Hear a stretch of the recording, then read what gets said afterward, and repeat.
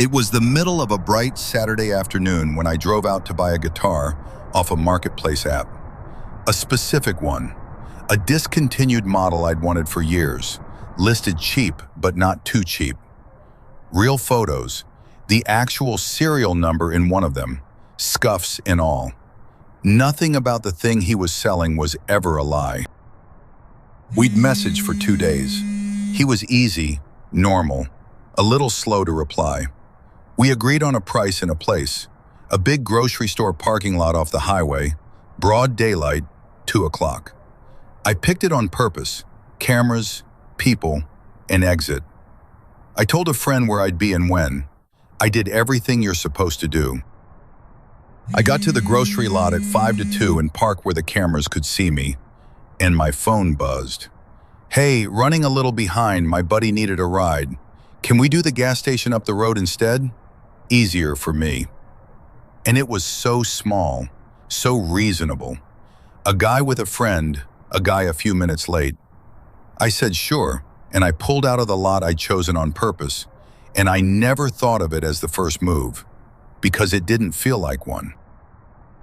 The gas station was fine, still daytime, still a pump or two of people. I parked and texted that I was there. 10 minutes, nothing. Then, "So sorry, I'm dropping my girl off real quick. She works right by you. Can you swing behind the building? Easier to load the case. I'll be 2 minutes." Behind the building, out of the camera, off the road, around back where the dumpsters are. And again, it had a reason. A girlfriend, a heavy case, 2 minutes. Every single ask came wrapped in a small, boring excuse. I didn't go behind the building. I said I'd just wait out front, no rush. And there was a pause, longer than the others, and then he was friendly again. "No worries. Actually, my girl's place is closer. You mind coming to us? It's like 4 minutes. I'll send it." He dropped a pin, and I looked at where it was. Not a house, not an address with a name on it, a spot at the end of a service road behind a row of units that were closed on the weekend. He'd walked me in 3 polite texts from the busiest lot in the area to the emptiest. And here's the thing that kept me on the hook longer than it should have. The guitar was real. He'd send another photo from a new angle when I hesitated. The same scuffed body, his hand on the neck, a newspaper next to it like a proof of life. Every time I got nervous about the place, he answered with the item, as if the realness of the thing were a promise about the realness of him. So I drove toward the pin, telling myself I'd look at it and leave if it was wrong. And the closer I got, the more wrong it got. The buildings went from shops to shutters. The cars thinned out. The afternoon was still bright, and that almost made it worse. A sunny, empty backlot with weeds in the cracks, and not one human being in sight. I slowed at the mouth of the service road. I did not turn in. I texted, "I'm here, I'll wait at the entrance. Come out where I can see you." "Almost there," he said. "Just pull all the way down to the end. The gate's open." The end. The gate. Down where the road stopped against a fence with nothing behind it. And I said no, plainly this time. "I'll wait here, or I'll go. Come to the entrance." And the text got faster. "I'm carrying the case, it's heavy. You're literally right there. Why are you being weird? You came all this way." 3 days of patient and easy, and the patience was coming off in real time. I want to be honest, I almost went. Because I'd driven 40 minutes and the guitar was real, and a part of my brain was still managing his feelings, still not wanting to be the rude one who wasted a nice guy's Saturday. That's the part he was counting on, not my fear, my manners. And then a car turned in behind me, way back at the entrance, just somebody using the road. And in my mirror, I watched a figure step out from the row of closed units at the far end, out of a doorway, on foot, where there were no cars parked, where there was no one selling anything. He'd been down there the whole time, not driving to meet me, already in position, waiting for me to drive the last 100 feet to him. Carrying a heavy case, almost there. He was standing still in a doorway watching my car at the mouth of the road. I threw it into reverse, too hard, and the back wheel slammed the curb and stuck. And for one whole second, the car just rocked there, engine racing, going nowhere. While in the mirror, he came off the doorway and started toward me, unhurried, closing the gap. Then the tire bit and I hauled the nose around, half up on the curb, and I went. I did not look at him long enough to see a face. I saw a man come out of an empty building toward a car that hadn't parked yet, and the entire afternoon rearranged itself in 1 second. I was back on the main road, heart going, when the text came, and they'd changed completely. Not angry, logistical. Where'd you go? You don't have to come all the way in. And then the one I still see. Just pull over somewhere. We'll come to you. We will come to you. After 3 days of walking me toward one specific dead end, the second I refused the place, he offered to make anywhere the place, as long as I was stopped and alone.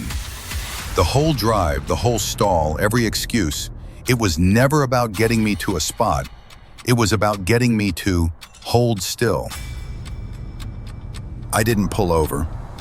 I drove to a fire station with the lights on and people out front, and I sat in the lot until my hands stopped. He never made one big scary ask. He made a dozen tiny reasonable ones, each one a little darker than the last. I reported the account and the listing was still up. The guitar still real, the price still good, the photos still matching. And that's when it finally turned over in me. The guitar was the honest part. The one true thing he used to make me forgive a dozen quiet relocations. The thing in the photos existed. Whatever was waiting at the end of that service road existed too. He just needed the realness of the first to carry me close enough to the second. And it almost did.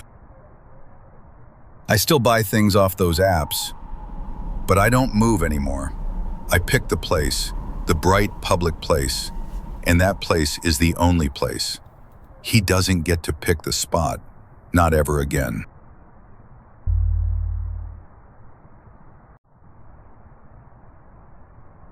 I was 23 and selling my first real car, the one I'd saved for, because I was moving and couldn't take it.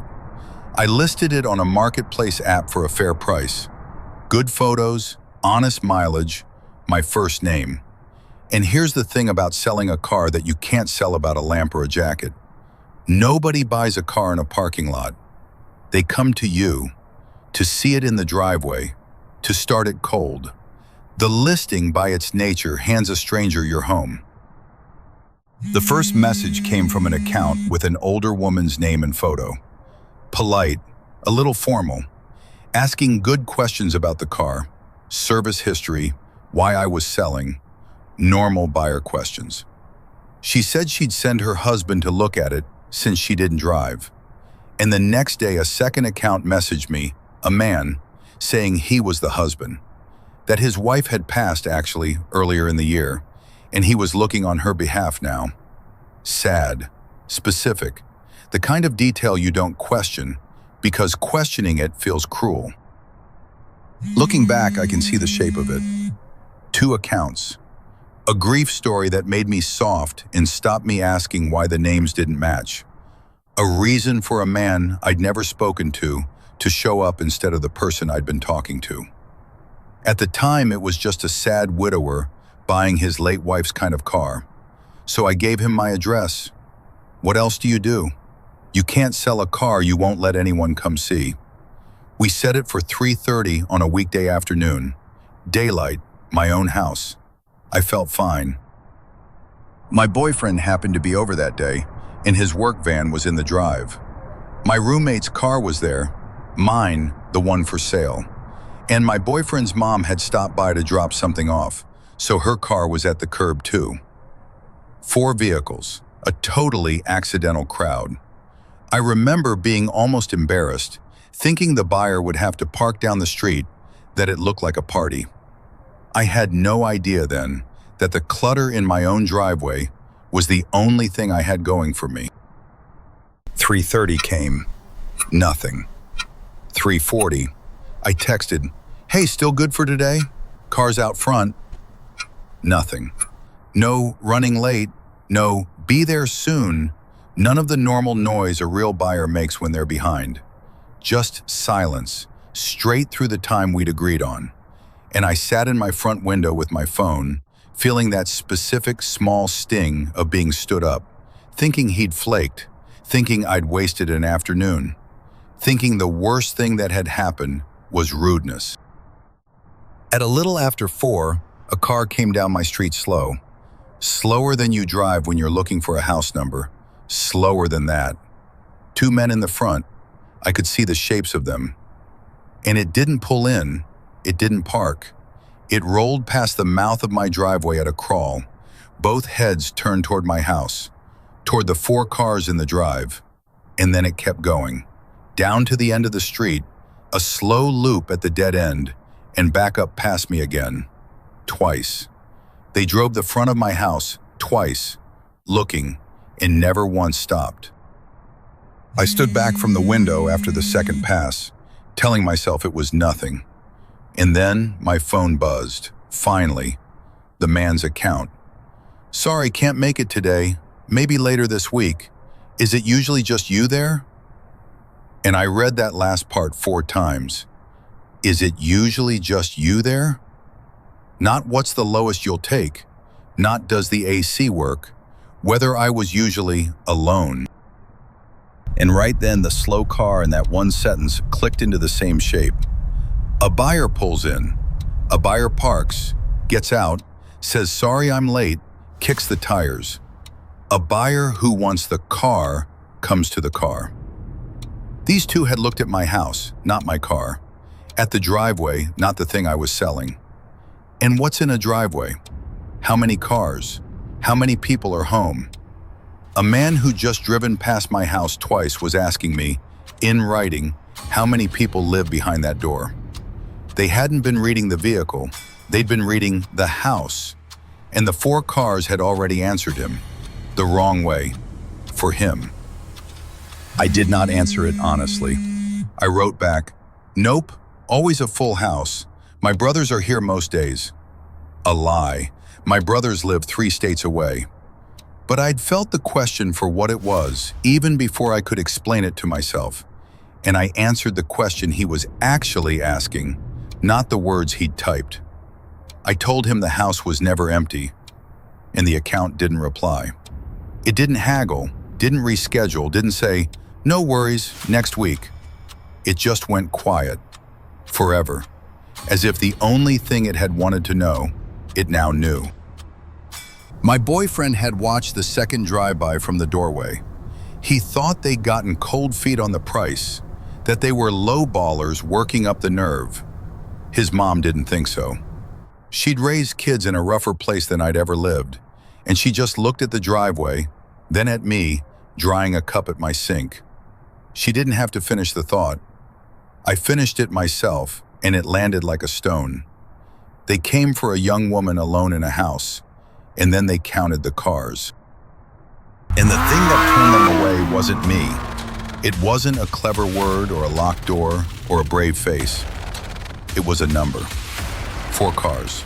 An accidental, embarrassing, party-looking 4 cars in a driveway. If my boyfriend hadn't been over, if his mom hadn't dropped by, if my roommate had been at work, if it had been what it is most weekday afternoons, 1 car, mine, and a girl alone in a house who'd just given a stranger her address, the count comes back right.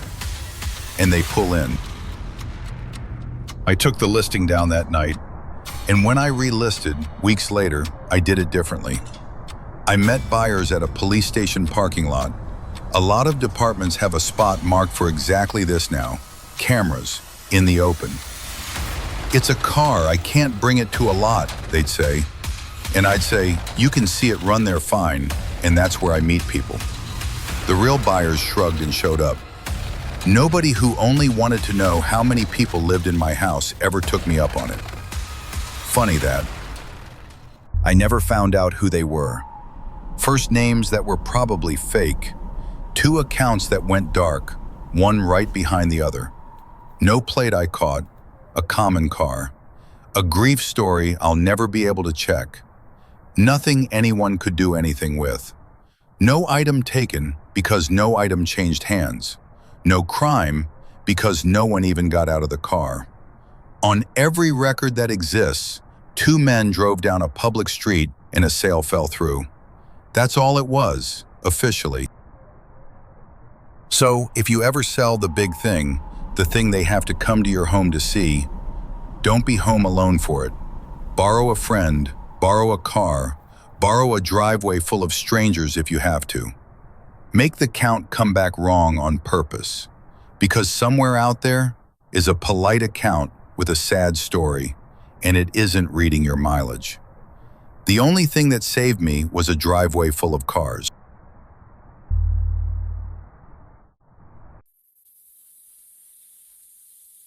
I'd been out of work 8 months, and I'll be honest, I was at the bottom of it, behind on everything, applying to anything. So when a posting came up for a live-in caretaker on a private rural property, fix things, watch the place, good pay, room included, I didn't blink at how good it sounded. When you're that far down, you don't look a thing like that in the mouth. The whole thing was online and over the phone, which I told myself made sense for a remote place. He was friendly, older sounding, easy, called me son in a way that felt warm and not weird. And the first interview was all the normal stuff. Was I handy? Could I drive a tractor, run a chainsaw, live somewhere with no neighbors? I said yes to everything because I needed it to be yes. It felt like a good interview. I came off it thinking I might actually have a life again. It was the second call where the questions changed shape, though I didn't feel it at the time. They got personal. Friendly, but personal. Was I married? Did I have kids? Was I close with my family? Did I see them much? Did I have a lot of friends in the area, or had I just moved through? And I answered all of it honestly and gratefully, the way you do when a man's about to save your life with a paycheck. Yeah, it's just me. No, I'm not really close with anyone out here. No, nobody'd much notice my hours. I'm pretty on my own right now. I heard myself say all of it and thought I was selling myself. No family to pull me away. No kids needing me home. Nobody I'd have to leave for. I thought I was telling him I was available, flexible, free to move out to the middle of nowhere on short notice and not look back. That's how I read my own answers, as me being the perfect hire. I gave him every one of them gladly. A drowning man hands over anything you ask for. He offered me the job at the end of that second call. No references, no paperwork, no questions about my actual work history past the first day. Just, when can you come out and see the property and we'll get you started? And the speed of it should have landed. I'd been ghosted by jobs that wanted to fill a cash register. This one, for a live-in role of total trust, alone on a man's land, he'd decided in 2 phone calls. He hadn't asked for one thing he'd need if he actually cared whether I could do the job. He'd only asked about who I was attached to. He sent me the location and a time. An hour and a half out, the last stretch on roads that lost their lines and then their pavement. He told me to come alone, which, for a job interview at a private home, again, I explained to myself. Discreet owner. Doesn't want a car full of strangers on his land. Reasonable. Everything he said was reasonable. That's what I keep coming back to. Not one sentence written down would scare you. It was only the shape they made together, and you couldn't see the shape until you were standing in it. I almost didn't tell anyone where I was going, because there wasn't really anyone to tell. That was the whole truth I'd handed him on the phone. But the morning of, on instinct I still can't fully explain, I texted an old coworker the address and the time, and if you don't hear from me by 6, that's weird. Half a joke. He sent back a thumbs up. It was the single thing I did that day that wasn't what the situation wanted me to do. One person who I'd half lost touch with knowing where I was. I'd spent 2 phone calls proving I had no one like that. And then I made one anyway, quietly, without telling him. The property, when I got there, was real. That's what undid the last of my doubt at the gate. A house, a barn, fences, the works. An actual place a caretaker would actually be needed. And he was real. A man came out, friendly, shook my hand, the warm voice from the phone. No face I'll describe because I've worked hard not to keep it. But ordinary, forgettable, a guy you'd hire. Everything I've been promised on the phone was standing right there in front of me, solid and true. Which is exactly why I followed him when he said, "Let me show you the back of the land." We walked away from the house, past the barn, toward where the cleared land ran out and the trees started. He talked the whole way, easy, pointing at fence lines and equipment that needed work. All the real things, the job things. And the further we got from the house, the quieter it got. No road sound, no other houses, just our feet and his voice and the trees getting closer. He said the thing he really needed help with was back in the woods. Some equipment, a structure, hard to explain, easier to just show me. Right at the edge, where the cleared ground became cover. And it was there, at the tree line, that the second phone call came back to me all at once. Not as a memory, as a pattern. "Are you close with your family? Do you have kids? Would anyone notice your hours? Is it just you?" He hadn't been hiring a caretaker on that call. He'd been measuring something. How far I'd have to fall before anyone came looking. How long the gap would be between gone and missed. And I'd answered every question the way you'd want it answered if you were planning to find out. And the place. I understood the place in the same second. He hadn't picked the woods because the equipment was there. He'd picked the woods and then built a reason for me to walk into them. An hour and a half out, no pavement, no neighbors, come alone.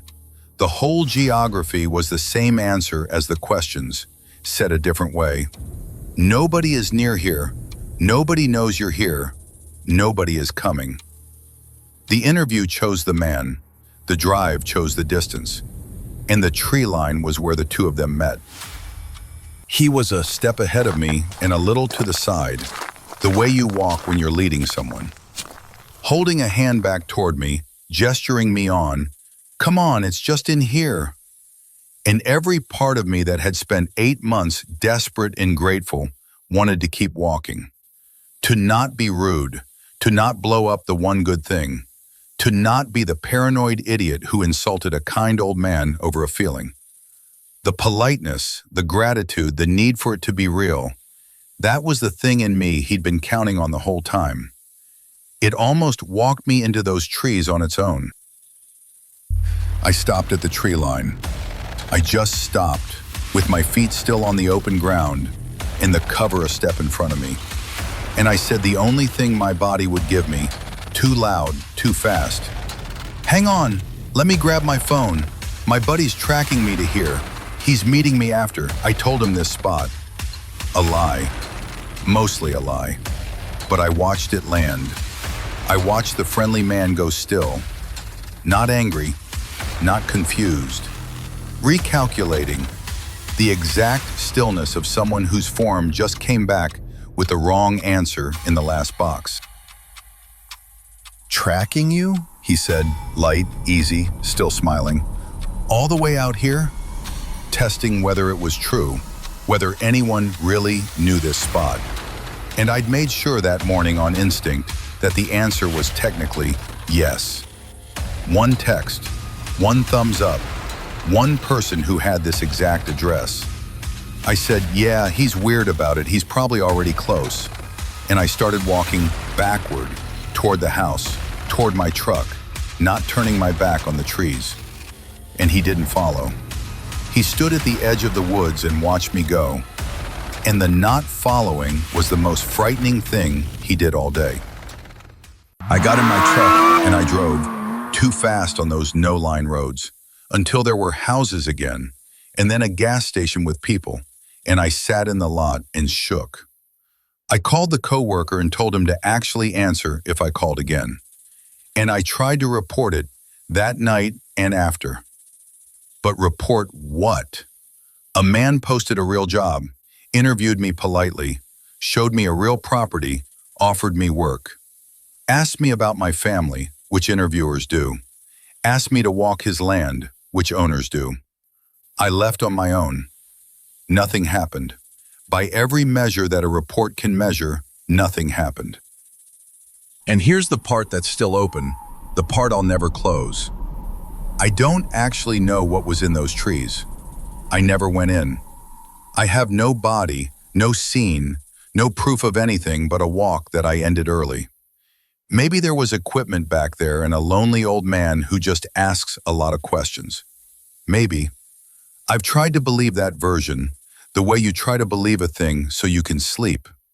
But every time I line up the questions, and the distance, and the come alone, and the going still at the tree line, that version is the only one that needs me to ignore all of it at once.